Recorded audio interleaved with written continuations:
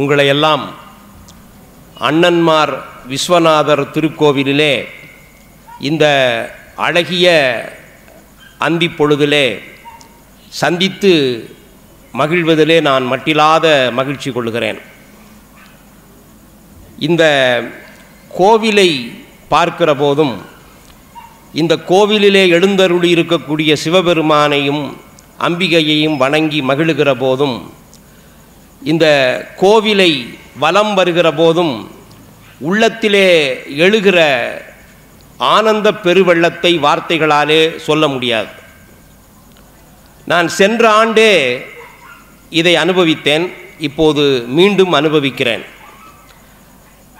இந்த கோவிலை பார்க்கிற போது இது ஒரு பாடல் பெற்ற தலமோ என்று எனக்கு வியப்பையும் ஆச்சரியத்தையும் இந்த தலம் எழுப்பி வருகிறது.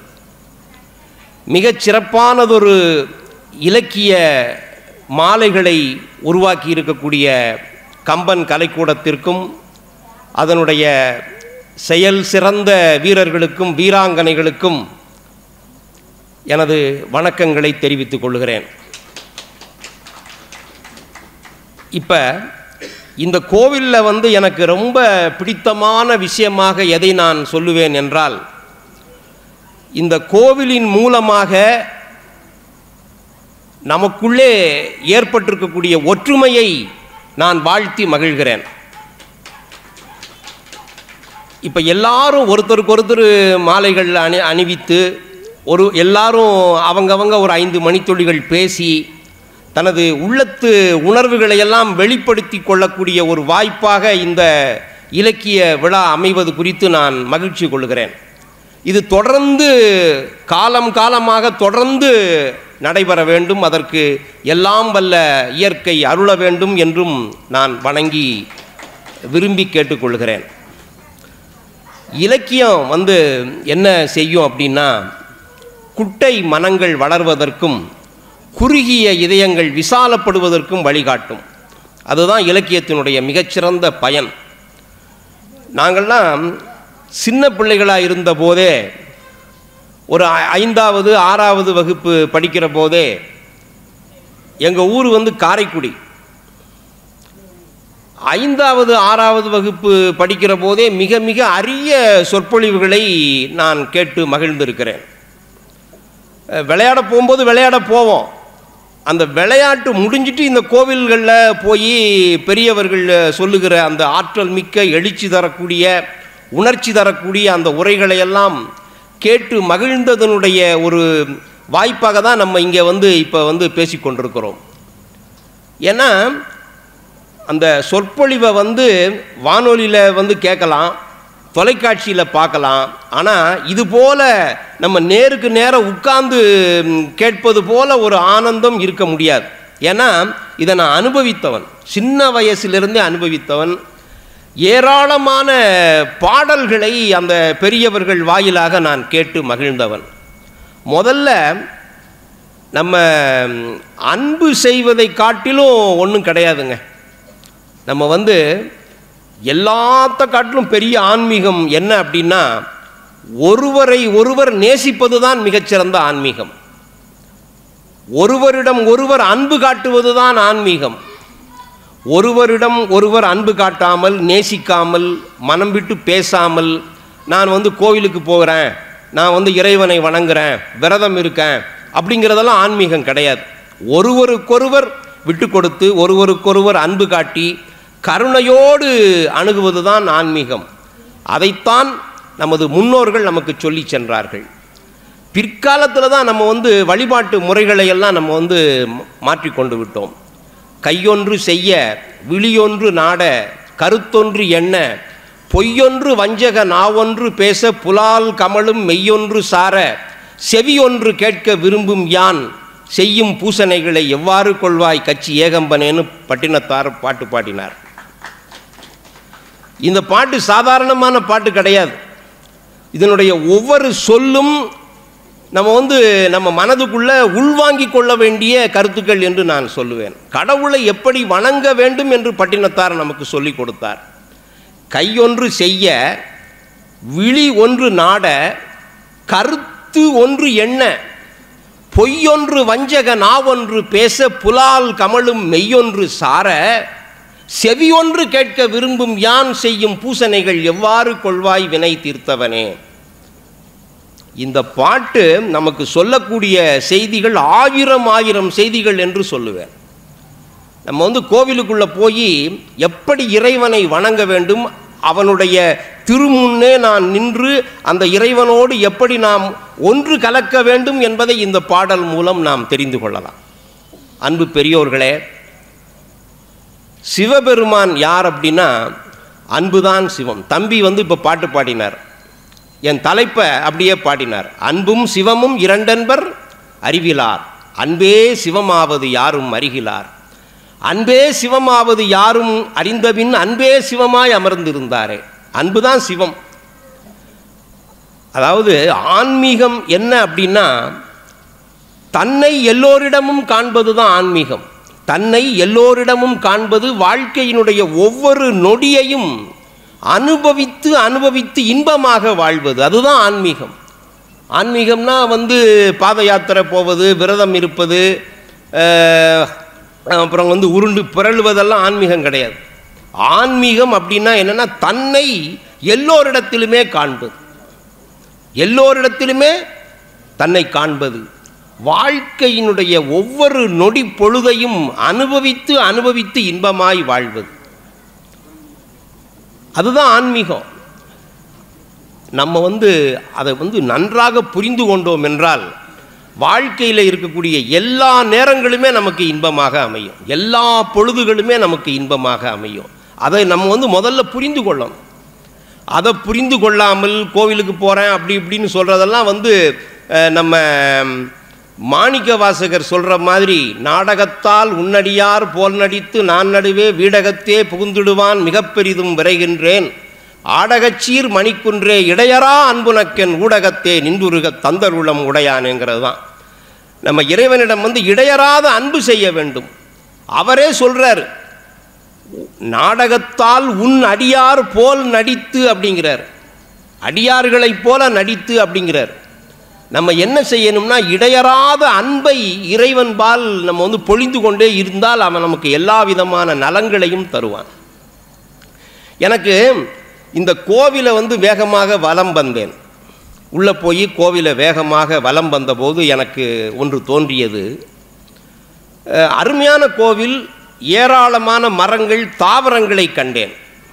இந்த கோவிலுக்குள்ளே காலையில் ஒரு 6 மணிக்கு போய் ஒரு 10 சுற்றிட்டு வந்தால் நம்ம மருந்து மாத்திரைகளை நம்ம பயன்படுத்தவே வேண்டாம், நமக்கு எல்லா விதமான நலங்களும் கிடைக்கும். ஒரு பெரிய செலவு கிடையாது, பெரிய செலவில்லாத ஒரு அருமையான நலமார்ந்த கோவில் என்று இந்த கோவிலை சொல்லுவேன். இங்கே இருக்கக்கூடிய மக்கள், இதில் சுற்றுப்புறத்தில் இருக்கக்கூடிய மக்கள் எல்லாரும் இங்கே காலையில் ஒரு 6:30 மணிக்கெல்லாமே குளிச்சுட்டே வரலாம். குளிச்சுட்டு இந்த கோவிலுக்குள்ளே போய் ஒரு 10 சுற்றி வந்தோம்னாவே நம்முடைய உடல் நலம் பெறும், வளம் பெறும் என்று நான் சொல்லுவேன். ஏன்னா பாடல் பெற்ற கோவில்கள் எல்லாமே பெரிய பெரிய பிரம்மாண்டமான கோவில்கள்.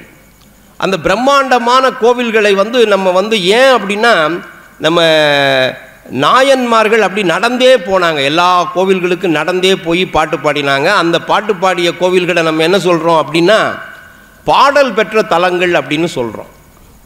நான் சென்ற ஆண்டு இங்கே பேசிய போது நான் அந்த ஊர் பேரை சொல்கிறதுக்கு முன்னாலேயே மக்கள் சொன்னார்கள், ஒரு கோவிலினுடைய தல விருட்சம் என்ன அப்படிங்கிறதுக்கு நான் சொல்கிறதுக்கு முன்னாலேயே அவர்கள் விடையளித்தார்கள். அப்படிங்கிற போது அவர்கள் இறைவனோடு எவ்வாறு இரண்டர கலந்திருக்கிறார்கள் என்பதை உணர்ந்தேன்.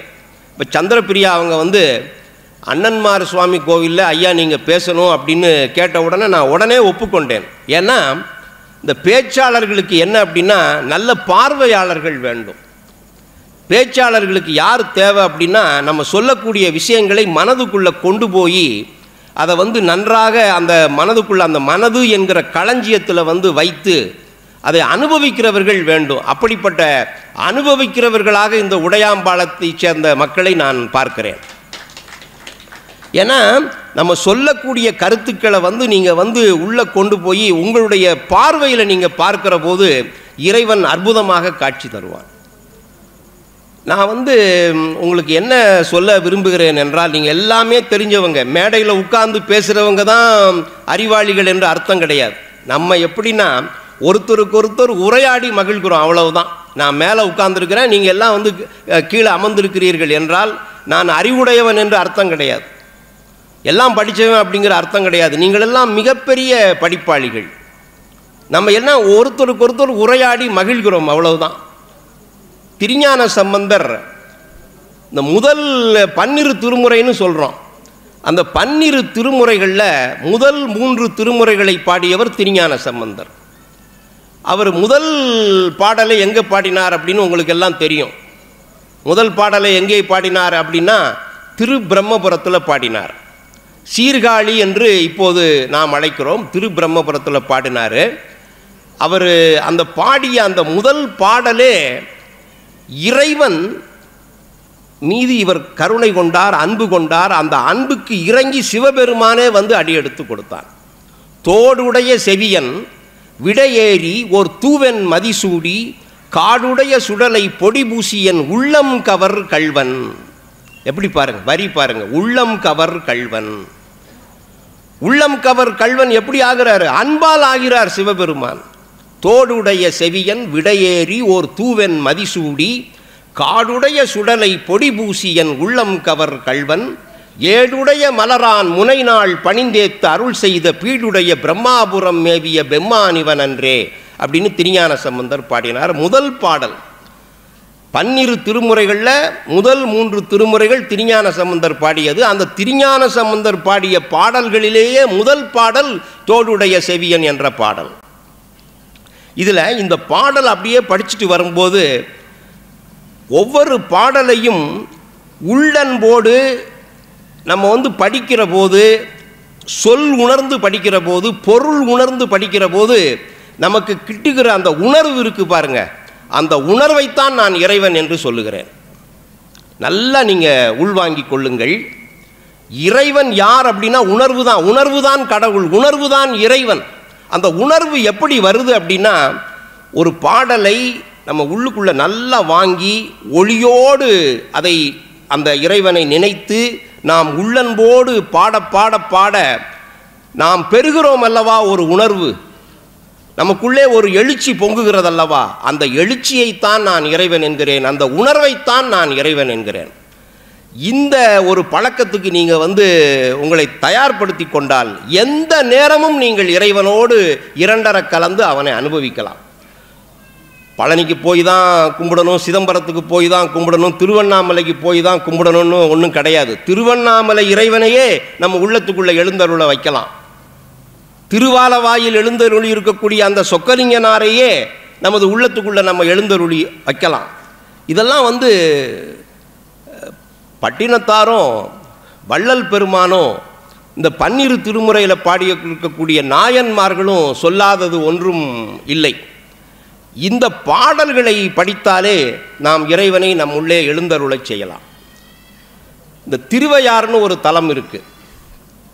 உங்களில் பல பேர் போயிருப்பீங்க, போகாதவங்க அந்த திருவையாறுக்கு போங்க. அந்த திருவையாறுக்கு நான் ஏன் போக சொல்கிறேன் அப்படின்னா, தேவாரத்திலேயே மிகச்சிறந்த பாடல்கள் திருவையாற்று தேவாரம் தான்.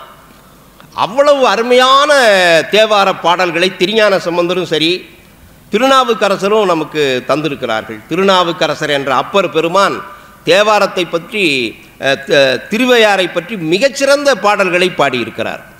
உங்களுக்கெல்லாம் தெரியும், நான் சொன்னோன்னே நீங்கள் ஆச்சரியப்படுவீங்க, இந்த பாட்டு எங்களுக்கு தெரியுமே அப்படின்னு சொல்லுவீங்க. புலனைந்தும் பொறிகலங்கி நெறிமயங்கி அறிவழிந்திட்டு ஐமேலுந்தி அலமந்த போதாக அஞ்சேல் என்று அருள் செய்வான் அமரும் கோயில். எப்படி பாட்டு பாருங்க.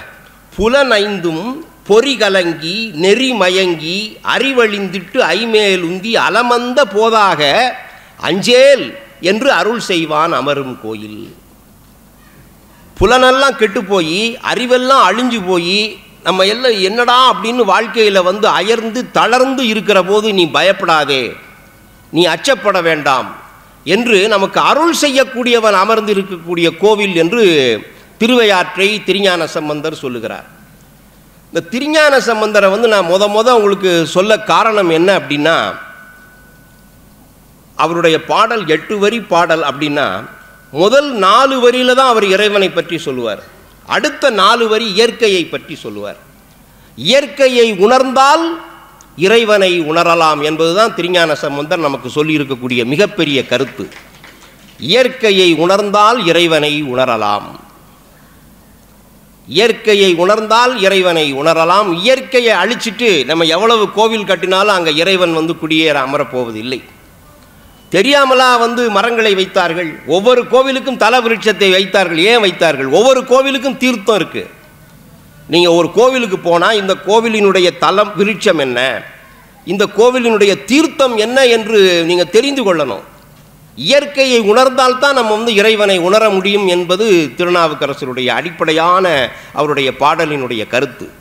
நான் சொன்னேன் பாருங்க, புலனைந்தும் பொறிகலங்கி நெறிமயங்கி அறிவழிந்து டைமேலுந்தி அலமந்த போதாக அஞ்சேல் என்று அருள் செய்வான் அமரும் கோயில். அடுத்த வரி பாருங்க, வலம் வந்த மடவார்கள் நடமாட முழவதிர மழையன் ரஞ்சி சிலமந்தி அலமந்து மரமேறி முகில் பார்க்கும் திருவையாரே. வலம் வந்த மடவார்கள் நடமாட முழவதிர மழையன் ரஞ்சி சிலமந்தி அலமந்து மரமேறி முகில் பார்க்கும் திருவையாரே. ஐயா கோபால் ஐயா உட்கார்ந்துருக்காங்க, மிகப்பெரிய பாடகர். இந்த மார்கழி திருவிழாவினுடைய கடைசி நாளில் நிறைவு விழாவில் அவங்க பாடுவாங்க. இங்கே இருக்கக்கூடிய பெருமக்கள் எல்லாரும் தவறாமல் கலந்து கொள்ளுங்க. அவர் மாதிரி புறநானூற்றை பாடவோ, அவர் மாதிரி திருக்குறளை பாடவோ, பாரதிதாசனை பாடவோ ஆளே கிடையாது. அவ்வளவு உணர்வோடு பாடக்கூடியவர் அவர் இங்கே அமர்ந்திருப்பது எனக்கு மகிழ்ச்சி தருகிறது. புறநானூற்றை என்ன மாதிரி பாடுவார் தெரியுங்களா? பாரதிதாசனுடைய பாடல்களையும் பாரதியாருடைய பாடல்களையும் நீங்கள் கேட்கணும். நான் ஏன் சொல்கிறேன் அப்படின்னா, நீங்கள் மறந்தும் இருந்து விடாதீர்கள், எல்லாரும் வந்துடுங்க. அப்படிப்பட்ட ஒரு சிறந்த பாடகரை உங்களுக்கு கம்பன் கலைக்கூடம் இங்கே அறிமுகப்படுத்த போகிறது. அன்பு பெரியோர்களே, பாடலின் மூலமாக நாம் இறைவனை உணரலாம், இசையின் மூலமாக நாம் இறைவனை உணரலாம். இந்த பாடலும் இசையும் யாரிடம் வரும்? இந்த பாடல் யாரிடம் வரும்? இசை யாரிடம் வரும்? அன்பு உள்ளவர்களிடம்தான் இசையும் பாடலும் வரும்.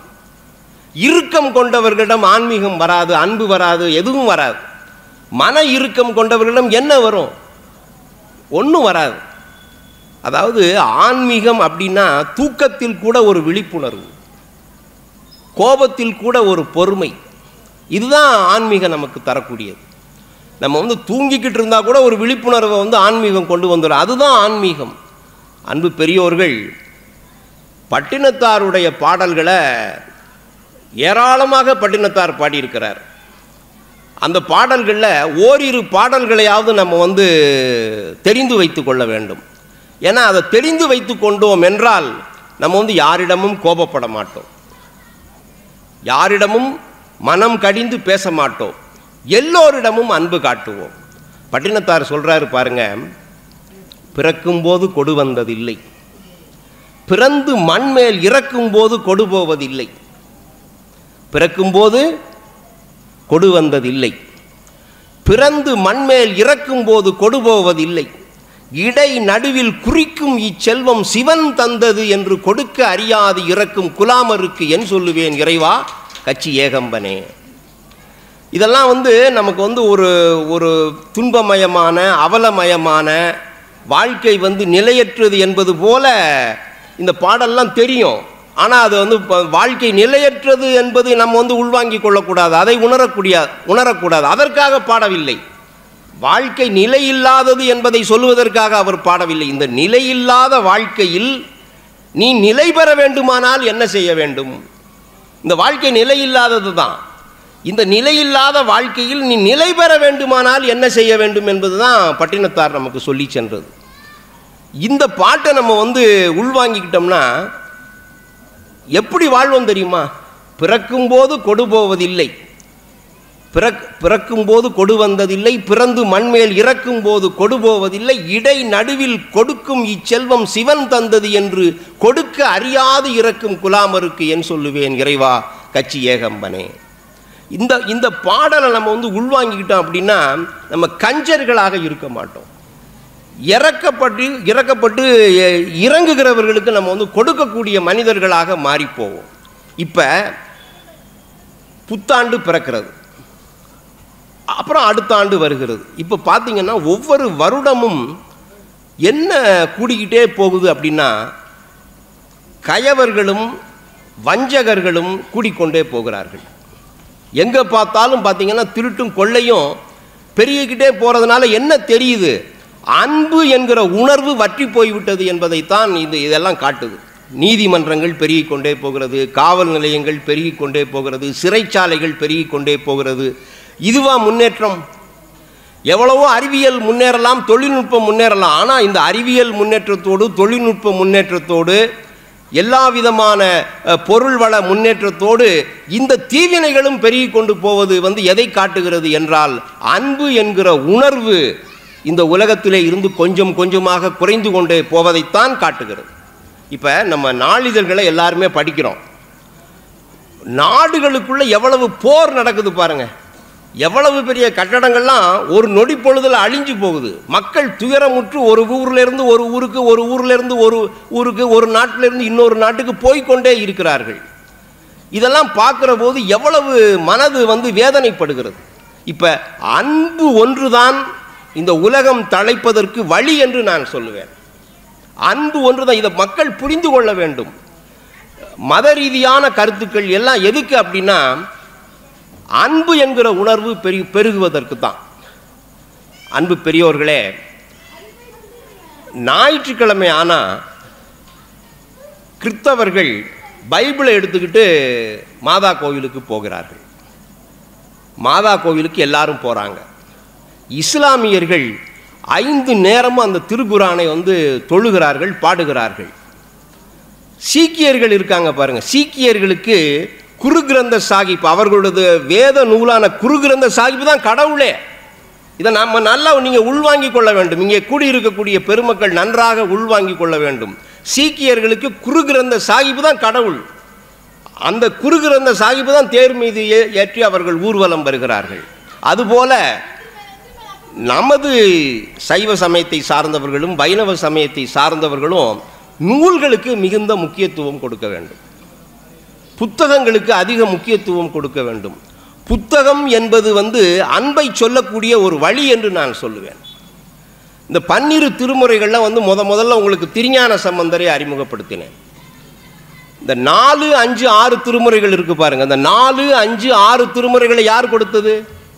இந்த 4ஆம் திருமுறையும் 5ஆம் திருமுறையும் 6ஆம் திருமுறையும் யார் கொடுத்தது என்றால், அப்பர் என்ற திருநாவுக்கரசர் நமக்கு அருளினார். திருநாவுக்கரசரை போல ஒரு தொண்டரை நம்ம வந்து பார்க்கவே முடியாது. அவர் தொண்டு செய்வதற்காகவே பிறந்தவர். அவர் கையிலே வச்சிருப்பார் பாருங்க, அதை எடுத்துக்கொண்டு ஊராக போய் இறைவனை பாடி வழிபட்டவர். திருநாவுக்கரசருடைய பாடல்களை எல்லாம் வந்து நம்ம வந்து பற்றி கொள்ள வேண்டும். நம்ம பற்றி கொண்டோம் என்றால் என்ன பயன் அப்படின்னா, இந்த ரத்த அழுத்தம்னு சொல்கிறாங்க பாருங்கள், மன இறுக்கம், டென்ஷன் சொல்கிறோம். டென்ஷன் சொன்னால் தான் தெரியும். இந்த மன இறுக்கமோ ரத்த அழுத்தமோ இருக்காதுங்க. அவருடைய பாடல்களை வந்து உள்ளம் குழைந்து பாடுகிற போது அவ்வளவு ஆனந்தமாக இருக்கிறது. சிந்திப்பரியன சிந்திப்பவர்க்கு சிறந்து செந்தேன் முந்தி பொழிவன முக்தி கொடுப்பன மொய்த்திருண்டு பந்தித்து நின்ற பழவினை தீர்ப்பன பாம்பு சுற்றி அந்திப்பிறை அணிந்தாடும் ஐயாரன் அடித்தளமேன்னு சொன்னார். நான் அந்த பாட்டை கடகடன்னு சொல்லிட்டு போயிட்டேன். அப்படி சொல்லக்கூடாது. திருவையாற்றிலே எழுந்தருளி இருக்கக்கூடிய சிவபெருமானுடைய திருவடி எப்படிப்பட்டது என்பதை இந்த பாடல் மூலமாக நமக்கு காட்டுகிறார். சிந்திப்பரியன சிந்திப்பவர்க்கு சிறந்து செந்தேன் முந்தி பொழிவன முக்தி கொடுப்பன மொய்த்திருண்டு பந்தித்து நின்ற பழவினை தீர்ப்பன பாம்பு சுற்றி அந்திப்பிறை அணிந்தாடும் ஐயாரன் அடித்தளமே. திருநாவுக்கரசருடைய பாடல்களில் பொதுமக்கள் ஒரு 5 பாடல்களையாவது தெரிந்து வைத்து கொள்ள வேண்டும். ஏன்னா நமக்கு வந்து இப்போ இந்த கால சூழ்நிலையில் வந்து நம்ம எல்லாருமே மன இறுக்கத்துக்கு ஆளாகி போகிறோம். இந்த மன இறுக்கத்தை வந்து குறைப்பதற்கு, நமக்கு ஏற்படக்கூடிய அந்த அழுத்தங்களை எல்லாம் குறைப்பதற்கு திருநாவுக்கரசர் என்ற அப்பர் பெருமானுடைய பாடல் வந்து நமக்கு பேரருள் புரியும் என்று நான் சொல்லுவேன். அவருடைய பாடலை படிக்கிற போது நமது உள்ளம் குலைந்து போகிறது. யாரிடமும் நாம் கோபப்பட மாட்டோம். கோபம் என்கிற உணர்வே வராது. முன்னம் அவனுடைய நாமம் கேட்டாள், முன்னம் அவனுடைய நாமம் கேட்டாள், மூர்த்தி அவன் இருக்கும் வண்ணம் கேட்டாள், பின்னை அவனுடைய ஆரூர் கேட்டாள், பெயர்த்தும் அவனுக்கே பிச்சியானாள், அன்னையையும் அத்தனையும் அன்றே நீத்தாள், அகன்றாள் அகலிடத்தார் ஆச்சாரத்தை தன்னை மறந்தாள், தன்னாமம் கெட்டாள், தலைப்பட்டாள் நங்கை தலைவன் தாளே. இது திருவாரூர் திருத்தலத்தில் திருநாவுக்கரசர் பாடிய பாடல். இந்த கோவில்களை எல்லாம் பெருசாக கட்டி வச்சாங்க. கோவில்களை எல்லாம் பெருசாக கட்டி வைத்ததனுடைய காரணமே என்ன அப்படின்னா, நமது உடல் நலம் குறித்து தான் பெருசாக கட்டி வச்சாங்க. மக்கள் கால்நடையாக பாத யாத்திரையாக அந்த கோவில்களுக்கெல்லாம் சென்று அந்த தீர்த்தத்தில் நீராடி அந்த கோவிலை வலம் வந்து அங்கே இருக்கக்கூடிய அந்த மரங்கள் தரக்கூடிய காற்றை சுவாசித்து நல்வாழ்வு பெற வேண்டும் என்பதுதான் முன்னோர்களுடைய நோக்கம். நம்ம இப்போ என்ன பண்ணிட்டோம் அப்படின்னா, அங்கே இருக்கக்கூடிய மரங்களை எல்லாம் அழித்து விட்டோம். நம்ம தமிழ்நாட்டில் எந்த ஆறாவது நல்ல தண்ணி ஓடி நம்ம இறங்கி நீராடுவது போல இருக்கா பாருங்க. ஒவ்வொரு தலத்துக்கும் தீர்த்தம் உண்டுங்க. நீங்கள் புத்தகத்தை படிச்சீங்கன்னா தெரியும். திருவையாருக்கு ஒரு காவேரி, அது மாதிரி ஒவ்வொரு இடத்துக்கும். இப்போ திருவாலவாய் மதுரைக்கு எடுத்துக்கிட்டிங்கன்னா வைகை, பேரூருக்கு என்ன நொய்யலாறு, இது மாதிரி ஒவ்வொரு தலத்துக்கும் இருக்கு. அந்த நொய்யலாறில் போய் நம்ம இப்போ நீராட முடியுமா? எவ்வளவு மழை பொழிஞ்சுது, எவ்வளவு மழை, இவ்வளவு மழையும் பொழிந்து அந்த ஆற்றுல நீர் இல்லை. என்ன காரணம் அப்படின்னா, மணல் கொள்ளையடிக்கப்பட்டு விட்டது. மணல் இல்லை. மணல் வர்றதுக்கு எவ்வளவு வருடம் ஆகுதுன்னா 400 வருடம் ஆகிறது என்று அறிவியல் சொல்லுகிறது. மணல் உற்பத்தியாகி மணல் வர்றதுக்கு ஒரு மணலை இன்னைக்கு அழிச்சிட்டோம்னா அது திரும்பி கிடைக்கிறதுக்கு 400 வருடம் ஆகிறது என்று அறிவியல் சொல்லுகிறது. எல்லாத்தையும் நம்ம அழிச்சு போட்டோம். ஒரு நீர்த்துறைகளில் போய் கூட நம்ம நீராட முடியாது. இந்த நீர்த்துறையை உருவாக்கி கொடுத்தவன் யார் அப்படின்னா கரிகார் சோழன் என்று வரலாறு சொல்லுகிறது. பேரூரில் இருக்கக்கூடிய நொய்யல் ஆற்றினுடைய படித்துறைகளை உருவாக்கி கொடுத்தவன் கரிகார் சோழன். கரிகார் சோழனுடைய ஆண்டு என்ன? 2000 வருடங்களுக்கு முன்னால். 2000 வருடங்களுக்கு முன்னாலேயே நொய்யல் ஆற்றில் படித்துறையை கட்டி வைத்திருக்கிறான் என்றால் நாம் எவ்வளவு பெரிய பண்பாட்டுக்கு, எவ்வளவு பெரிய நாகரிகத்துக்கு சொந்தக்காரர்கள் என்று நாம் நினைத்து பார்க்க வேண்டும். இவ்வளவு பெரிய நாகரிகத்தையும் இவ்வளவு பெரிய பண்பாட்டையும் அழித்து ஒழித்தவர்கள் தான் நாம். நம்ம என்ன செய்யணும் அப்படின்னா, ஒவ்வொரு ஆற்றையும் ஒவ்வொரு தலத்தினுடைய மரங்களையும் நம்ம கண்டு தேடி கண்டுபிடித்து அவைகளையெல்லாம் பாதுகாக்க வேண்டும். ஆன்மீகம் என்றால் அந்த ஆற்றை நம்ம சுத்தப்படுத்தணும், குளங்களை தூர்வாரணும். ஒரு கோவிலுக்கு போகிறோம்னா அந்த திருக்குளத்தில் நீர் பெருகி நிற்க வேண்டும். அதுதான் உண்மையான ஆன்மீகம். கோவிலில் வருடா வருடம் திருவிழா நடக்குது. வருடா வருடம் திருவிழா கொண்டாடுறோம். 10 நாள் 20 நாள் அப்படின்னு சொல்லி ஏராளமான பொருட்களை கொண்டு போய் அந்த சாமிக்கு கொடுத்து செலவு பண்ணுறோம் கோவில்களில். ஆனால் அந்த கோவிலினுடைய தல விருட்சத்தை பாதுகாக்கிறோமா? தாவரங்களை வளர்க்கிறோமா? அங்கே இருக்கக்கூடிய நீராதாரங்களை, குளங்களை எல்லாம் தூர்வாரி தண்ணீர் பெருக நிற்க செய்கிறோமா என்றால் இல்லை. இதைத்தான் திருநாவுக்கரசர் செய்தார். இதைத்தான் தொண்டென்று அவர் கொண்டாடினார். அந்த திருநாவுக்கரசருடைய பாடல்களை எல்லாம் நம்ம படிக்கிற போது நமக்கு அதனுடைய அருமைப்பாடுகளை நாம் உணர்ந்து கொண்டவர்களாவோம். ஒரு 6 வருடங்களுக்கு முன்னால் நான் சென்னை புத்தக கண்காட்சிக்கு போயிருந்தேன். சென்னை புத்தக கண்காட்சியில் ஒவ்வொரு கடையாக போய் நம்ம எவ்வளவுக்கு வாங்குகிறோமோ அவ்வளவுக்கு நம்ம ஒவ்வொரு கடையாக போய் நின்று அந்த புத்தகங்களினுடைய முகங்களை பார்ப்பதே ஒரு பேரழகு.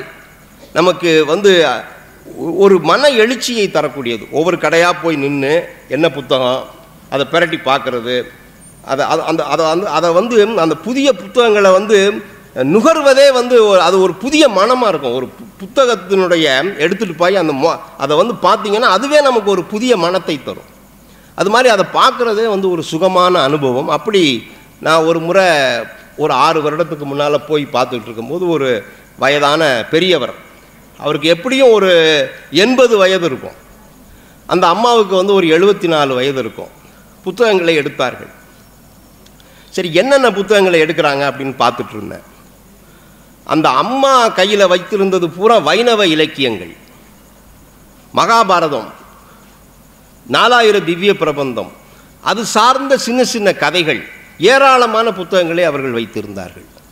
அந்த பெரியவர் ஐயா கையில் வச்சிருந்தது என்ன அப்படின்னா பூரா சைவ இலக்கியங்கள், தேவாரம், திருவாசகம், 12 திருமுறை, அது சார்ந்த கதைகள், பெரிய புராணம், இதெல்லாம் கையில் வச்சிருந்தார்.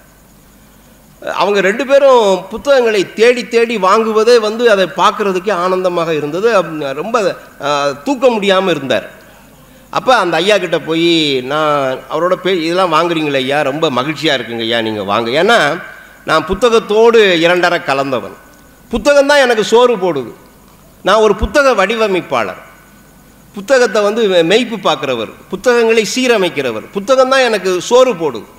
அதனால் புத்தகங்களின் மீது ஆழ்ந்த காதல் கொண்டவன் நான்.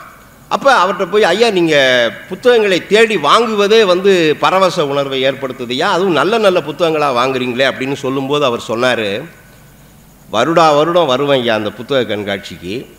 ஒவ்வொரு வருடமும் வரும்போது நிறைய சைவ இலக்கியங்களை வாங்குவேன், அது சார்ந்த கதைகளை வாங்குவேன், நாயன்மார்கள் கதைகளை வாங்குவேன், சின்ன சின்ன புத்தகங்களாக நான் தேடி வாங்குவேன் அப்படின்னு சொல்லும்போது, வைணவ இலக்கியத்தையும் வாங்குவோம் அப்படின்னு சொல்லும்போது அவர் சொன்னார், எனது மக அமெரிக்காவில் இருக்கா, மகன் ஆஸ்திரேலியாவில் இருக்கான், மகளுக்கு 3 பிள்ளைய, மகனுக்கு 3 பிள்ளைய, அவங்க எல்லாம் 2 ஆண்டுகளுக்கு ஒரு முறை இங்கே வருவாங்க. வரும்போது அவங்களுக்கு நாங்கள் இந்த புத்தகத்தை படிக்க கொடுப்போம். அவங்க எல்லாம் பேரப்பிள்ளையெல்லாம் அருமையாக திருவாசகத்தை சொல்லுவாங்க, தேவாரத்தை சொல்லுவாங்க, திருக்குறளை சொல்லுவாங்க. அவங்க இருக்கக்கூடிய இந்த ஒரு 45 நாளும் எங்களுக்கு பொழுது போகிறதே தெரியாதுங்க. இது மாதிரி 2 ஆண்டுகளுக்கு ஒரு முறை இது வரைக்கும் 3 தடவை வந்துட்டாங்க. 3 தடவை வரும்போது நாங்கள் ஒவ்வொரு முறையும் ஒரு 45 நாள் இருப்பாங்க. இது மாதிரி படிக்கிற போது அந்த குழந்தைங்களை நாங்கள் கேள்வி கேட்போம். எல்லா கேள்விகளுக்கும் அந்த பிள்ளைங்க சைவத்தை பற்றி, வைணவத்தை பற்றி, எல்லா இலக்கிய கேள்விகளுக்கும் அந்த பிள்ளைங்க பதில் சொல்லுங்கள். இன்றைக்கி வளர்ந்து வளர்ந்து அந்த பிள்ளைங்க அருமையாக ஒரு படைப்பிலக்கியவாதிகளாக, அவங்களே கதை சொல்லக்கூடியவங்களாக மாறிட்டாங்க. இதனால் என்ன நன்மை அப்படின்னா, பண்புள்ளவர்களாக அவர்கள் மாறியிருக்கிறார்கள், ஒழுக்கம் உள்ளவர்களாக மாறியிருக்கிறார்கள், இன்னொருங்களுக்கு உதவி செய்யக்கூடியவர்களாக மாறியிருக்கிறார்கள், இரக்கம் கொண்டவர்களாக, கருணை கொண்டவர்களாக, நேசிப்பவர்களாக அவர்கள் மாறியிருக்கிறார்கள் என்பது எனக்கு மிகுந்த மகிழ்ச்சியை கொடுக்கிறது அப்படின்னு கையை பற்றி கொண்டார். அப்போ அவருடைய தூக்க முடியாமல் இருக்கக்கூடிய புத்தகங்களை நான் தூக்கி கொண்டே அந்த கண்காட்சி முழுவதும் அவரோடையே நான் சென்றேன். மிகச்சிறந்த நண்பராகிவிட்டார். அவருடைய முகவரியெல்லாம் கொடுத்தார். கோயம்புத்தூருக்கு வந்தபோது கூட என்னை அழைத்தார். இந்த சாய்பாபா காலனியில் இருக்கக்கூடிய நானின்னு ஒரு விடுதி இருக்கிறது, தங்கும் விடுதி. அந்த விடுதியில் இருந்து என்னை அழைத்தார். உங்கள் வீட்டுக்கு வர்றேன்னார். நான் சொன்னேன், ஐயா எங்கள் வீடு ரொம்ப சின்ன வீடுங்க ஐயா, நீங்கள் வந்தால் கூட மகிழுந்தை நிப்பாட்ட முடியாது, நானே வருகிறேன் என்று நான் போய் பார்த்து வந்தேன். அப்படி புத்தகங்கள் நமக்கு அன்பை தரக்கூடியது, நல்ல பண்பை தரக்கூடியவைகளாக இருக்கின்றன. இதில் நம்ம தேர்ந்தெடுத்த புத்தகங்களை நம்ம பற்றி கொள்ள வேண்டும். அன்பு பெரியோர்களே, இங்கே எல்லாம் வந்திருக்கீங்க எல்லாரும், 12 திருமுறைகளை நீங்கள் படித்து கொள்ள வேண்டும். இப்போ முதல் 3 திருமுறைகளை யார் எழுதினார் என்று உங்களுக்கு நான் சொன்னேன். முதல் 3 திருமுறைகளை நமக்கு தந்தவர் திருஞான சம்பந்தர். 4, 5, 6ஆம் திருமுறைகளை தந்தவர் யாரு? அப்பர். 7ஆம் திருமுறையை சுந்தரர் கொடுத்தார். சுந்தரருக்கும் இந்த கொங்கு நாட்டிற்கும் அதிக தொடர்பு உண்டு. சுந்தரர் மற்ற எல்லா ஊர்களை காட்டிலும் இந்த கொங்கு பகுதியைத்தான் கொண்டாடி மகிழ்ந்தார். பக்கத்தில் இருக்கக்கூடிய அவினாசிங்கிற ஊருக்கு தேவாரம் திருப்பொக்குளியூர் என்று சொல்லுகிறது. அந்த திருக்கொப்புளியூரில் அருமையான பாட்டை படித்தார். திருமுருகன் பூண்டியில் அருமையான பாட்டை படித்தார். பேரூருக்கு கூட அவர் பாடி வைப்பு தலமாக்கி விட்டார். இது மாதிரி ஏராளமான பாடல்களை கொங்கு தலத்தில் சுந்தரர் பாடியிருக்கிறார். அந்த சுந்தரர் 7ஆம் திருமுறையை தந்தவர். 8ஆம் திருமுறையை தந்தவர் யார்? 8ஆம் திருமுறையை தந்தவர் மாணிக்க வாசக பெருமானார். மாணிக்க வாசகர் தான் 8ஆம் திருமுறையை கொடுத்தவர். 8ஆம் திருமுறையில் என்னென்ன இருக்குன்னா, திருவாசகம் நமக்கு தெரியும், திருக்கோவையாரும் 8ஆம் திருமுறை தான். திருக்கோவையார் அன்பு இலக்கியம். இறைவன் பெண்ணாகவும் இறைவனை ஆணாக வைத்து இறைவியாக இவர் இருந்து கொண்டு பாடியது அக இலக்கியம் திருக்கோவையார். இந்த 8ஆம் திருமுறை மாணிக்க வாசகர் தந்தது. இந்த திருவாசகத்தை நம்ம நிறைய மக்கள் இன்னைக்கு உணர்ந்து கொண்டிருக்கிறோம், புரிந்து கொண்டிருக்கிறோம், படிக்கிறோம். முற்றோதல் என்று எல்லாரும் படித்து பழகிவிட்டோம். அதில் இருக்கக்கூடிய பாடல்கள் எல்லாம் எப்படின்னா உணர்வு ரீதியான பாடல்கள். இதுதான் அன்பு. அந்த அந்த அதை படிக்கிற போதே, அந்த பாடல்களை சொல்லுகிற போதே நமக்கு உள்ளத்துக்குள்ளே இருக்கக்கூடிய எழுச்சியும் உணர்ச்சியும் தான் கடவுள் என்று நான் உங்களுக்கு சொன்னேன். அதுதான் திருவாசகத்தை படிக்கிற போது நாம் கொள்ளக்கூடிய உணர்ச்சி என்பது சாதாரணமானது அல்ல. உற்றாரை யான் வேண்டேன், ஊர் வேண்டேன், பேர் வேண்டேன், கற்றாரை யான் வேண்டேன், கற்பனவும் இனியமையும் குற்றால தமந்துரையும் குத்தா உன் குறைகளற்கே கற்றாவின் மனம் போல கசிந்துருக வேண்டுவனே. ஒவ்வொரு பாட்டும் ஒரு பாட்டையே 1 மணி நேரத்துக்கு பேசணும். ஏன்னா ஆழ்ந்த பொருள் உள்ள பாடல்கள். கற்றாவின் மனம் போல கசிந்துருக வேண்டுவனே. அந்த கசிந்து உருகக்கூடிய தன்மை எப்படி வரும்? அன்பு மனம் இருந்தால்தான் கசிந்து உருகக்கூடிய தன்மை வரும். கற்றாவின் மனம் போல கசிந்துருக வேண்டுவனே. என்ன அருமையான பாடல்கள்! வேண்டத்தக்கது அறிவோயினி, வேண்ட முழுதும் தருவோயினி, வேண்டும் அயன்மார்க் அறியோயினி, வேண்டி என்னை பணிகொண்டாய், வேண்டி நீ யாது அருள் செய்தாய், யானும் அதுவே வேண்டி நல்லால், யானும் அதுவே வேண்டி நல்லால். எப்படி பாட்டு பாருங்க! வேண்டத்தக்கது அறிவோயினி, வேண்ட முழுதும் தருவோயினி. நம்ம இறைவன் திருமுன்னால போய் நின்று எனக்கு அதை கொடு இதை கொடு அப்படின்னு கேட்க வேண்டாமா? நமக்கு என்ன வேண்டும் என்பது அவருக்கே தெரியுமா? வேண்டும் அயன்மார்க் அறியோயினி, வேண்டி என்னை பணிகொண்டாய். அயனுக்கும் பிரம்மாவுக்கும் திருமாலுக்கும் தான் நீ அரியவன், ஆனால் எனக்கு எளியவன், என்னை சிக்கன நீ பற்றி கொண்டாய், எனக்கு என்ன வேணுங்கிறது நீ அறிந்து கொண்டிருக்கிறாய். என்ன பாட்டுங்க! இந்த பாட்டினுடைய பொருளை எல்லாம் நம்ம புரிந்து கொள்ள வேண்டும். நம்ம பிள்ளைகளுக்கு சொல்லித்தர வேண்டும். அவர்கள் ஒழுக்கமுடையவர்களாக, பண்புடையவர்களாக, நெறியுடையவர்களாக வளர வேண்டும் என்றால் இந்த பாடலோடு அவர்கள் அறிவியலையும் ஆங்கிலத்தையும் தொழில்நுட்பத்தையும் கற்றுக்கொள்வார்களே. ஆனால் அவர்களை பற்றி நாம் ஒரு நாளும் பயப்பட வேண்டியதே கிடையாதுங்க. இந்த பாடல்களை எல்லாம் மனதுக்குள்ளே வாங்கிக்கிட்டு அவங்க தொழில்நுட்ப ரீதியாக, அறிவியல் ரீதியாக தனது கல்வி அறிவை வளப்படுத்தி கொண்டார்களே. ஆனால் அவர்களுடைய வாழ்க்கை வளம் பெறும் என்று நான் சத்தியம் செய்து சொல்லுவேன். இதுதான் அன்பு நெறி. கடவுளை நாம் உணர்ந்து கொள்ள வேண்டும். எப்படி உணர்ந்து கொள்ள வேண்டும் என்றால் அன்பு வழியில் உணர்ந்து கொள்ள வேண்டும். ரொம்ப நாளுக்கு முன்னாலங்க நான் பெரும்பாலும் எல்லா பாடல் பெற்ற தலங்களையும் போய் வழிபட்டிருக்கிறேன். ஏதோ ஒரு தொழில் காரணமாக போகிற போது, இல்லை வேற சூழல் காரணமாக போகிற போது பக்கத்தில் என்ன பாடல் பெற்ற தலங்கள் இருக்கிறது என்று நான் தேடி தேடி போய் பார்த்துருக்கிறேன். ஒரு இது வரைக்கும் பார்த்தீங்கன்னா ஒரு 160 பாடல் 170 பாடல் பெற்ற தலங்களுக்கு நான் போயிருப்பேன்.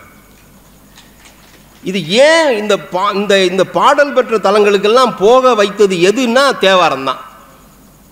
இந்த தேவாரத்தை படிக்கலைன்னா இந்த பாடல் பெற்ற கோவில்களுக்கு போக வேண்டிய உணர்வு எனக்கு எழுந்திருக்காது. ஒவ்வொரு தலத்தையும் போய் அந்த தேவாரத்தை அங்கே உட்கார்ந்தே படிக்கிறது. எங்கே உட்கார்ந்து? அந்த கோவிலில் உள்ள தல விருட்சத்துக்கு அடியில் உட்கார்ந்தே படிக்கிறது. அது ஒரு பெரிய ஆனந்தம். நீங்கள் பண்ணி பாருங்கள், நீங்கள் செய்து பாருங்கள். அந்த கோவிலுக்கு போய் அந்த கோவிலில் என்ன தல விருட்சம், அந்த தல விருட்சம் எங்கே அமர்ந்திருக்குது அப்படின்னு தெரிஞ்சுக்கிட்டு, அந்த தீர்த்தத்தில் இப்போ குளிக்க முடியாது, அந்த தண்ணியை எடுத்து தொளிச்சிக்கிட்டு அந்த தல விருட்சத்தினுடைய அடியில் உட்கார்ந்து நீங்கள் அந்த தலத்துக்கான தேவாரத்தை படிக்கிற போது அவ்வளவு மகிழ்ச்சியாக இருக்கும். அப்படிப்பட்ட ஆனந்தத்தை தரக்கூடிய தேவார பாடல்கள்.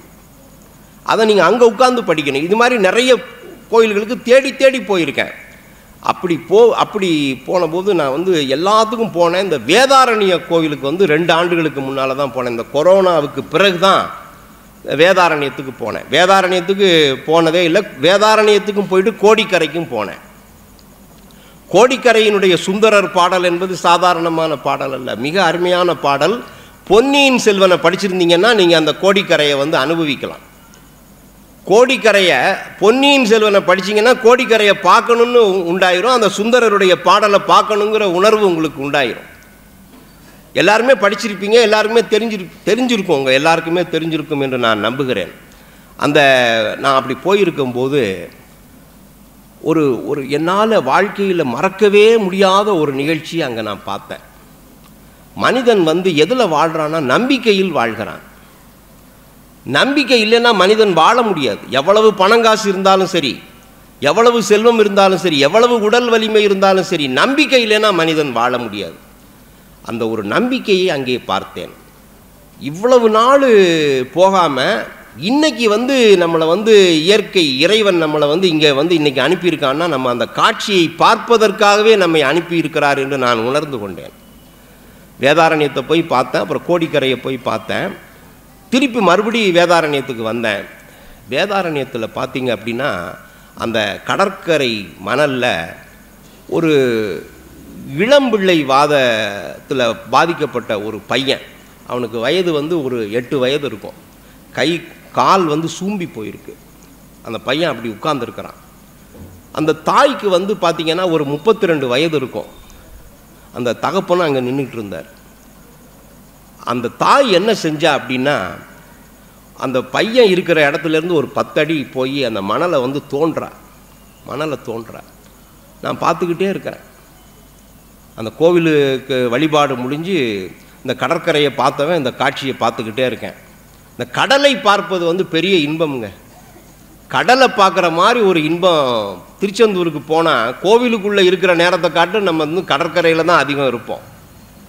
கடற்கரையில் தான் நம்ம விளையாடுவோம். கடற்கரையை பார்க்குற போது, அந்த அலைகளை பார்க்குற போது மனம் அப்படியே இறைவன் இயற்கை தான் இறைவன், அவன் அப்படியே அந்த அலைகள் வாயிலாக நம்ம அதை பார்க்குறோம். அது மாதிரி அந்த வேதாரண்யத்தில் நான் கண்ட காட்சி, அந்த குழியை தோண்டிட்டு அந்த பையனை தூக்கி கொண்டு போய் அந்த குழிக்குள்ளே நிப்பாட்டி அந்த மணலை அப்படியே மூடுறான். அந்த பையன் இருக்கிறான். அப்போ பெரிய புராண கதைகளை அந்த பையனுக்கு அவ சொல்லிக்கிட்டு இருக்கா. பெரிய புராண கதைகளை படத்தோடு இருக்கக்கூடிய பெரிய புராண கதைகளை அந்த அம்மா 32 வயது அந்த பெண் அந்த பையனுக்கு சொல்லிக்கிட்டு இருக்கா. நான் பார்க்குறேன். என்ன படிக்கிறாங்கன்னு தெரியல, அவன் விரும்பி கேட்டுக்கிட்டே இருக்கான், இவன் சொல்லிக்கிட்டே இருக்கான். நான் பக்கத்தில் போய் பார்க்குறேன். என்னை பார்த்துட்டு என்னம்மா அப்படின்னு கேட்டேன். சொன்னான், இளம்பிள்ளை வாதங்க, இவனுக்கு கை கால் சூம்பிருச்சு. இந்த தளத்தில் இருக்கக்கூடிய கடற்கரையில் இருக்கக்கூடிய மணல் வெளியில் அவனை நிற்க வச்சா அவனுடைய கால்கள் வலிமை பெறும் என்று எனக்கு சொல்லி அனுப்பினார்கள். அதை நான் நிறைவேற்றி கொண்டிருக்கிறேன் அப்படின்னு சொன்னான். என்னமோங்க இந்த சாமி வழிபடுவார் அப்படிங்கிற நம்பிக்கை எனக்கு இருக்குங்க அப்படின்னு சொன்னான். அப்புறம் அந்த பையனுக்கு அவன் என்னோட அந்த அம்மா என்னோட பேசிக்கிட்டு இருக்காங்க. அவன் என்ன சொல்கிறான், அந்த பையன், அம்மா நீ படிம்மா அப்படிங்கிறான். அவன் படிச்சுட்டு இருக்கான். இதை பார்க்குற போது உண்மையிலேயே நான் என்ன சொல்லுகிறேன் அப்படின்னா, நம்பிக்கை அப்படின்னு ஒன்று இருக்குங்க. நம்பிக்கை இருக்குது. அந்த நம்பிக்கையோடு நாம் இறைவனை வழிபட்டால் அவன் எல்லா நலங்களையும் நமக்கு தர காத்திருக்கிறான். நம்பிக்கை இல்லாமல், இறைவன் மீது அன்பு இல்லாமல், நம்ம எல்லாரும் கும்பிடுறாங்க நம்மளும் கும்பிடுவோம், எல்லாரும் கோவிலுக்கு போகிறாங்க நம்மளும் கோவிலுக்கு போவோம், எல்லாரும் விரதம் இருக்காங்க நம்மளும் விரதம் இருப்போம் அப்படிங்கிறதுனால நம்ம ஒன்றும் சாதிக்க முடியாது. நம்பிக்கையோடு அன்போடு நாம் இறைவனை கொண்டாடுகிற போது அவன் எல்லா நலங்களையும் நமக்கு தர இருக்கிறான். ஆகவே நான் என்ன சொல்கிறேன் அப்படின்னா, இந்த திருமுறைகளை நம்ம பற்றி கொள்ள வேண்டும். இந்த 9ஆம் திருமுறை இருக்குது, 8ஆம் திருமுறையை சொன்னேன், 9ஆம் திருமுறையை சொல்கிறேன். 9ஆம் திருமுறையை நம்ம பற்றி கொள்ள வேண்டும். 9ஆம் திருமுறையும் தாண்டி 10ஆம் திருமுறை மக்களால் அதிகமாக பற்றி கொள்ளப்பட வேண்டிய ஒரு பேர் இலக்கியம் என்று சொல்லுவேன். திருமந்திரத்தை மக்கள் இன்னும் உணரவில்லை என்றே நான் கருதுகிறேன். திருமந்திரத்தை கெட்டியாக பிடித்து கொண்டால் நமது வாழ்க்கையிலே துன்பம் இல்லாமல் போகும், நோய் நொடி இல்லாமல் வாழலாம். எல்லா விதமான வழிகளையும் திருமூலர் நமக்கு சொல்லியிருக்கிறார். இந்த அன்பும் சிவமும் இரண்டன்பர் அறிவிலருங்கிற பாட்டு என்ன பாட்டு? திருமூலருடைய பாட்டு.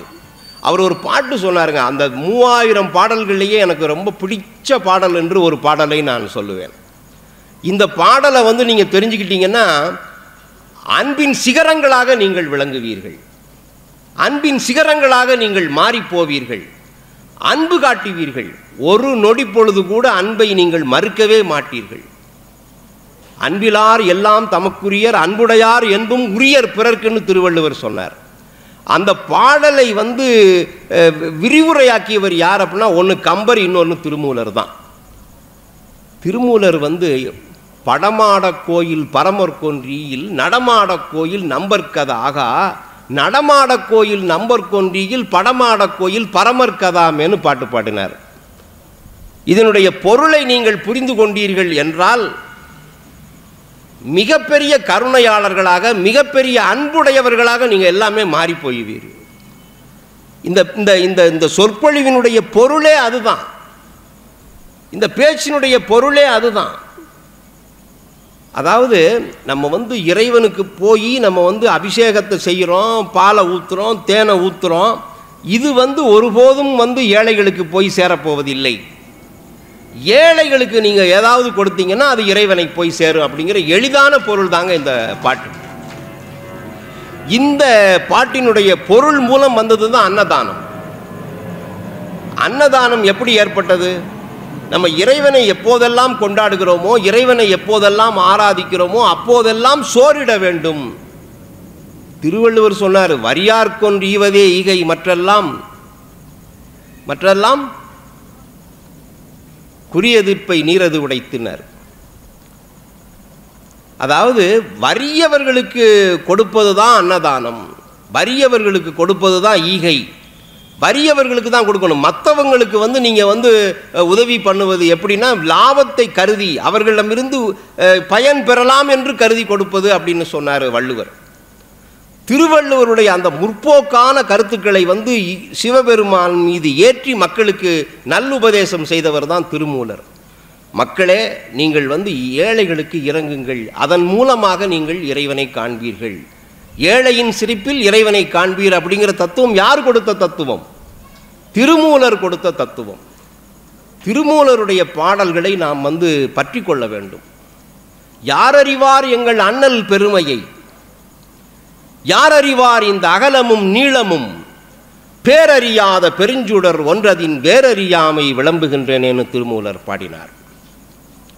இறைவன் மிக பெரியவன் என்று சொல்லியவர் யார்? திருமூலர் தான்.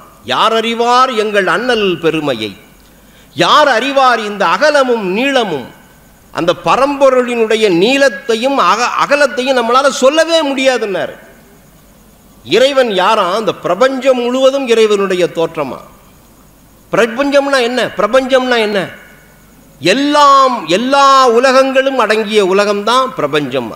அந்த பிரபஞ்சம் எவ்வளவு பெரியதோ அவ்வளவு பெரியவன் இறைவன்.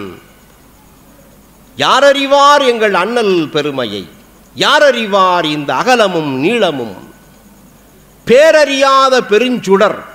யார்? இறைவன். யார்? பெருஞ்சுடர் அப்படிங்கிறார். பேரறியாத பெருஞ்சுடர், தனக்கென்று உருவமோ தனக்கென்று பெயரோ இல்லாதவன். தனக்கென்று ஒரு பெயர் கிடையாது, தனக்கென்று ஒரு உருவம் கிடையாது. எல்லாமாகி கலந்து நிற்பவன். எல்லாமாகி கலந்து நின்றபின் ஏழமை உண்டோடா மனமே, பொல்லா புழுவினை கொல்ல நினைத்தபின் புத்தி மயக்கம் உண்டோன்னு பாரதி பாடினார். எல்லாமாகி கலந்து நிறைந்தபின் ஏழமை உண்டோடா மனமே, பொல்லா புழுவினை கொல்ல நினைத்தபின் புத்தி மயக்கம் உண்டோ, ஆன்ம ஒளிக்கடல் மூழ்கி திளைப்பவர்க்கு அச்சம் உண்டோடா. அன்பு பெரியோர்களே, அருமையான பாட்டு இந்த பாட்டு. ஆன்ம ஒளிக்கடல் மூழ்கி திளைப்பவர்க்கு அச்சம் உண்டோடா மனமே, தேன் மடை இங்கு திறந்தது கண்டு தேக்கி திரிவமடா.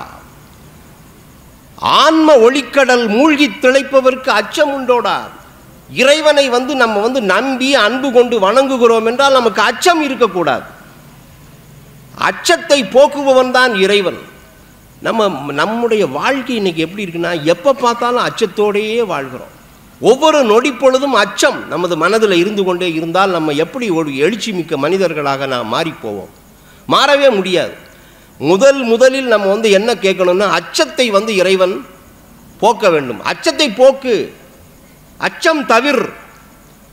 எங்கள் மனதில் உண்டாகக்கூடிய அச்சத்தை எல்லாம் நீ போக்க வேண்டும். அப்போதான் நம்ம வந்து ஆனந்தமாக வாழ முடியும். நம்முடைய சூழல் இன்னைக்கு சமூக சூழல் எப்படி இருக்குன்னா, அச்சப்பட வைக்கிறது. ஒரு வீட்டுக்குலேருந்து வெளியில் போகிறோம், வெளியில் போய் அலுவலை முடிச்சுட்டு வீட்டுக்கு வர்றது வந்து நமக்கு வந்து நிச்சயம் இல்லாமல் இருக்கிறது. அதனால் ஒவ்வொரு நொடி பொழுதும் மன இறுக்கம் கொண்டவர்களாக, மன மகிழ்ச்சி அற்றவர்களாக எல்லா மனிதர்களும் இருக்கிறோம். எல்லா மனிதர்களும் எப்படி இருக்கோம்னா, எல்லாருடைய மனதுக்குள்ளேயும் ஏதோ ஒரு இன்னல், ஏதோ ஒரு துன்பம், ஏதோ ஒரு இறுக்கம் இருக்கிறது. இதையெல்லாம் நம்ம நீக்கணும் அப்படின்னா நம்ம என்ன செய்யணும்னா, பரிபூரணமான அந்த பேரொளியை, யாரறிவார் எங்கள் அண்ணல் பெருமையை, யாரறிவார் இந்த அகலமும் நீளமும், பேரறியாத பெருஞ்சுடர் ஒன்றதின் வேரறியாமை விளம்புகின்றேனே. அதாவது நம்ம எல்லாருமே என்னன்னா, இறைவனை பற்றி முழுவதும் உணராமல் அவனை பற்றி பேசிக் கொண்டிருக்கிறோம். இறைவனை பற்றி முழுதும் உணராமல் அவனை கொண்டாடி கொண்டிருக்கிறோம். இறைவனை முழுதும் உணர வேண்டும் என்பதுதான் நமது முன்னோர்கள் நமக்கு தேடி கொடுத்த பாடல்கள் எல்லாம்.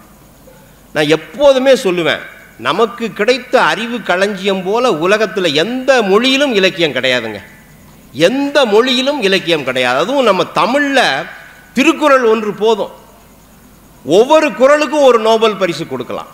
எனக்கெல்லாம் பெரிய வேதனை. இப்போ ரவீந்திரநாத தாகூருக்கு பிறகு நம்ம இந்தியாவில் யாராவது நோபல் பரிசு வாங்கியிருக்காங்களா? இலக்கியத்துக்காக யாராவது நோபல் பரிசு எவ்வளவு பெரிய இலக்கிய செல்வங்கள், எவ்வளவு பெரிய கலை செல்வங்கள் நம்மகிட்ட இருக்கின்றன. அதாவது ஜெயகாந்தன் சொல்லுவார், நோபல் பரிசு பெற்ற எந்த கதைகளும் தமிழ் சிறுகதைகளுக்கு ஈடாகாதுன்னு சொல்லியிருக்கார்.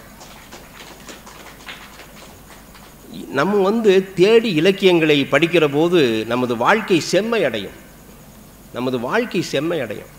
எனது ஒரு விஷயத்தை இப்போ நேரம் ஆயிடுச்சு, இருந்தாலும் ஒரே ஒரு விஷயத்தை மட்டும் நான் உங்களுக்கு பதிவு செய்கிறேன். புத்தகங்களை கொண்டாடக்கூடிய சமூகமாக நமது சமூகம் மாற வேண்டும். இந்த 12 திருமுறைகளை நம்ம படிக்கணும். அதே மாதிரி வைணவ இலக்கியங்களையும் படிக்கணும். இந்த இலக்கியங்களை எல்லாம் படிக்கணும். ஆனால் எனது நண்பர் ஒருத்தர் சிங்கப்பூர்லேருந்து வந்தார். பெரிய படிப்பாளி. நிறைய என்ன புத்தகம் புதுசாக வந்திருக்கு, யார் எழுதியிருக்கா, என்ன நாவல், என்ன படிக்கலாம் அப்படிங்கும்போது அவருக்கு நேஷனல் புக் ட்ரஸ்ட் ஆஃப் இந்தியான்னு ஒன்று இருக்குது நம்ம இந்தியாவில். அவங்களுடைய வேலை என்னென்னா, நம்ம இந்த சொற்பொழிவுக்கு புறம்பான கருத்துக்கள்னு நீங்கள் நினைக்காதீங்க, எல்லாமே அன்பின் அடிப்படையாக கொண்டது. இந்த நேஷனல் புக் ட்ரஸ்ட் ஆஃப் இந்தியாவுடைய வேலை என்ன அப்படின்னா, ஒரியாவில் இருக்கக்கூடிய கதையை தமிழுக்கு, மேற்கு வங்காளத்தில் இருக்கக்கூடிய கதையை தமிழுக்கு, தமிழில் இருக்கக்கூடிய கதையை மேற்கு வங்காளத்துக்கு, குஜராத்தில் இருக்கக்கூடிய கதையை தமிழுக்கு, இது மாதிரி நம்ம இந்தியாவில் இருக்கக்கூடிய பிற மொழியினுடைய கதைகளை தமிழுக்கும், தமிழில் இருக்கக்கூடிய கதைகளை இந்தியாவில் இருக்கக்கூடிய பிற மொழிகளுக்கு மாற்றுறது தான் நேஷனல் புக் ட்ரஸ்ட் ஆஃப் இந்தியாவுடைய வேலை. அந்த புத்தகங்களை படிக்கிற போது நம்ம மலையாளத்தினுடைய நாகரிகத்தை, தெலுங்கினுடைய நாகரிகத்தை, கன்னடத்தினுடைய நாகரிகத்தை, மேற்கு வங்காளத்தில் உள்ள நாகரிகத்தை, பண்பாட்டை, அங்கே இருக்கக்கூடிய நதிகளை, அங்கே இருக்கக்கூடிய இயற்கை செல்வங்களை, அங்கே இருக்கக்கூடிய மனிதர்களுடைய பண்பாட்டு பழக்க வழக்கங்களை எல்லாம் நம்ம உணர்ந்து கொள்ள முடியும். இந்த நூல்களையெல்லாம் நான் சொல்லுவேன்.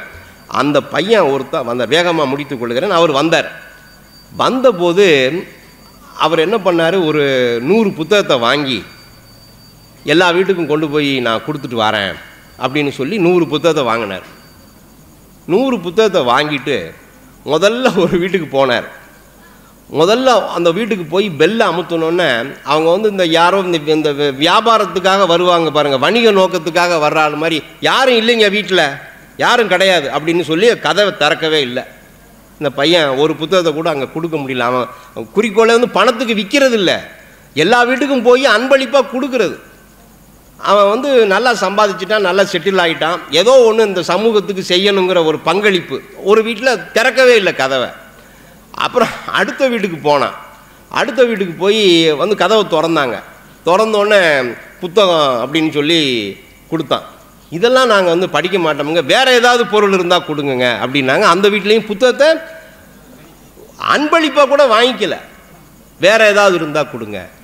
அப்புறம் அடுத்த வீட்டுக்கு போனால், அடுத்த வீட்டில் நாங்கள் நாளிதழ்களே வாங்க மாட்டோமுங்க, இந்த புத்தகம் எங்களுக்கு எதுக்குங்க, வேண்டாங்க, இடத்த அடைக்கும், யாரும் படிக்க மாட்டோம் அப்படின்னு சொல்லிட்டாங்க.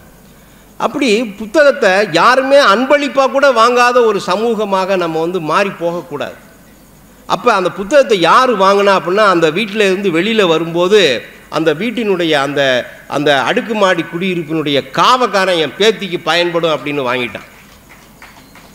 இது மாதிரி புத்தகத்தை படிக்கிறவர்களும் இருக்கார்கள், வேண்டாம்னு இருக்கவங்க இருக்காங்க. ஆனால் நம்ம புத்தகத்தை படிக்கக்கூடிய சமூகமாக மாற வேண்டும். பக்தி இலக்கியங்களை படிக்கணும், நல்ல இலக்கியங்களை படிக்கணும். பக்தி இலக்கியங்களை படிக்கிற போது அந்த கதைகளை எல்லாம் நம்ம வந்து வேண்டான்னு நினைப்போம். ஆனால் அந்த கதைகள் வந்து அதனுடைய ஊடாடி இருப்பது தத்துவம் தான். நம்ம வந்து பெரிய புராணத்தை எத்தனையோ பேர் வந்து இது வந்து சாதியை சொல்லக்கூடிய புத்தகம்னு ஒதுக்குறாங்க. ஆனால் அதுக்குள்ளே இருப்பது தத்துவம் என்பதை நாம் உணர்ந்து கொள்ள வேண்டும். எல்லாருக்கும் இறைவன் பொதுவானவன். எல்லாருக்கும், எல்லா தொழில் செய்கிறவங்களுக்கும், எல்லாருக்கும், எல்லா சாதியினருக்கும், எல்லா மதத்தினருக்கும் இறைவன் என்பது பொதுவானவன் அப்படின்னு தான் அந்த சொல்லுது.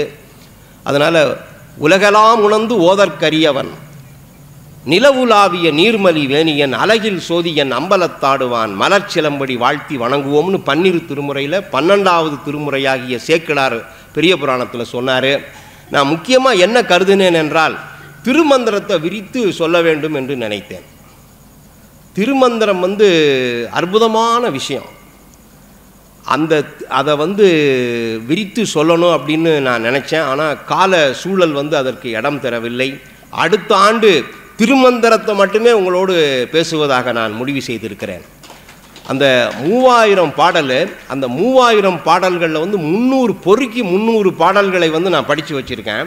அந்த 300 பாடல்களில் ஒரு 10 பாடல்களை சொன்னாவே வந்து நான் பெற்ற இன்பம் பெருக வையகம்னு சொன்னது வந்து யார்? திருமூலர் தான். நான் பெற்ற இன்பம் பெருக வையகம் அப்படின்னு சொன்னார். அந்த நான் பெற்ற இன்பம் அப்படின்னு சொல்லி அடுத்த ஆண்டு நான் வந்து இப்போவே தலைப்பு சொல்லிடுறேன். சந்திரபிரியா வந்து குறித்து கொள்ளுங்கள். இது மாதிரி நிறைய தகவல்களை வந்து சொல்லணும்னு அப்படின்னு ஆசைப்பட்டேன். இதனுடைய அடிப்படை என்னென்னா, இயற்கையை உணர்ந்தால் இறைவனை உணரலாம், அன்பு வழியில் நின்றால் நாம் இறைவனை காணலாம். நம்ம வந்து இது என்னுடைய சொற்பொழியினுடைய நிறைவு பகுதியாக நான் சொல்ல வேண்டியது என்ன அப்படின்னா, நம்ம வந்து மனம் இறுக்கம் கொள்ளக்கூடாது. இறுக்கம் கொள்ளக்கூடிய மனதிலே இறைவன் வந்து குடியிருக்க மாட்டான். நம்ம வந்து வள்ளலாரை பற்றி கொள்ள வேண்டும். நினைந்து நினைந்து உணர்ந்து உணர்ந்து நெகிழ்ந்து நெகிழ்ந்து அன்பே நனைந்து உள்ளம் பெருக வேண்டும். அந்த உள்ளத்தில் தான் இறைவன் குடியிருப்பான். அப்படிப்பட்ட மனிதர்களாக நாம் மாறுவோம். அதற்கு இலக்கியத்தை துணைக்கு அழைத்து கொள்ளுவோம். நல்ல இலக்கியங்களை படிப்போம். அந்த இலக்கியங்களை குழந்தைகளுக்கு சொல்லிக் கொடுப்போம். அந்த குழந்தைகள் சொல்ல கேட்போம். அந்த குழந்தைகள் சொல்ல நமது இலக்கியங்களை கேட்பதற்கு நாம் கொடுத்து வைத்திருக்க வேண்டும். அந்த குழந்தைகள் எதிர்கால சமூகம் கருதி நாம் அன்பு வழியில் நடப்போம். நம்ம வந்து யாரை பார்த்தாலும் வணக்கம் சொல்லுவோம். யாரை பார்த்தாலும் அவங்க வணக்கம் சொன்னாதான் நான் வணக்கம் சொல்லுவேன், அவங்க சிரிச்சாதான் நான் சிரிப்பேன் அப்படின்னு கருதக்கூடாது. எல்லோரும் அவங்க சிரிக்கிறாங்க, சிரிக்கலை, வணக்கம் சொல்கிறாங்க, வணக்கம் சொல்ல, அதை பற்றி நம்ம வந்து கருதவே வேண்டாம். நீங்கள் வணக்கம் சொல்லி பாருங்கள், நீங்கள் புன்னகை செலுத்தி பாருங்கள், அவர்கள் இரட்டிப்பாக உங்களுக்கு வணக்கத்தையும் மகிழ்ச்சியையும் எல்லாம் கொடுப்பாங்க. இறைவனை, இயற்கையை உணர்ந்தால் இறைவனை உணரலாம். அன்பு வழியில் நின்றால் இறைவனை நம்ம வந்து தினம் தினம் நம் மனதில் எழுந்தருளச் செய்யலாம் என்று கூறி இந்த நல் வாய்ப்பிற்கு எனக்கு நான் நன்றி பாராட்டுகிறேன். கம்பன் கலைக்கூடத்தை வணங்கி மகிழ்கிறேன். இந்த அண்ணன்மார் விஸ்வநாதர் சுவாமியினுடைய ஆலயத்தை வந்து இவ்வளவு பொலிவோடு அழகோடு நிகழ்த்தி கொண்டிருக்கக்கூடிய அத்தனை அன்பு உள்ளம் கொண்ட பெருமக்களையும் வணங்கி மகிழ்கிறேன். வணக்கம்.